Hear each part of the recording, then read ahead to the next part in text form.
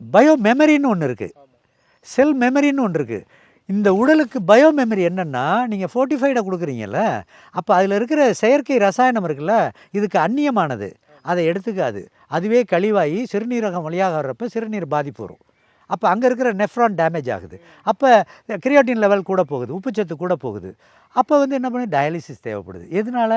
செயற்கையாக நம்ம ஒன்றும் செய்ய வேண்டியதில்லை. உங்களுக்கு தொழில் இங்கே அன்பு செய்தல் கண்டீர்னு பாரதி பாடுறான்.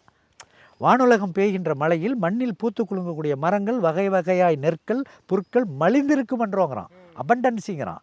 அப்போ நம்ம எதையும் ஒன்றும் செய்ய வேண்டியதில்லை. நம்ம ஸ்பெசிஃபிக்காக இது நல்லா இருக்குது, செம்மரம் நல்லா இருக்குது, அப்போது செம்மரம் விற்றா கோடிக்கணக்கில் ஆகுது, அப்போ என் வயக்காடு பூரா செம்மரம் வைக்கணும். என்ன இது? அறியாமை தானே. உடம்புலையே அழகான உறுப்புன்னு சொன்னால் கண்கள் தானே. உடம்பு பூரா உங்களுக்கு கண்களாக இருந்தால் எப்படி இருக்கும்? சகிக்குமா? அழகான பையன் உங்களை சொல்ல முடியுமா? அழகானது அளவோடு தான் இருக்கணும்.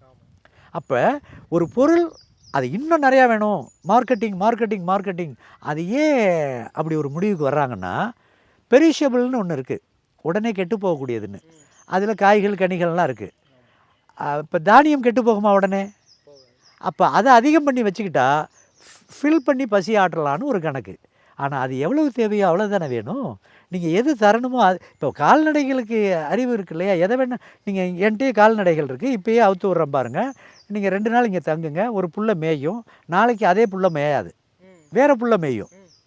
அப்போ அது அந்த பொருளை பார்த்து முகர்ந்து அதை தொட்டு நக்கி அதில் இருக்கிற ட்ரேஸ் எலிமெண்ட்ஸு ஊட்டச்சத்து எனக்கு தேவையான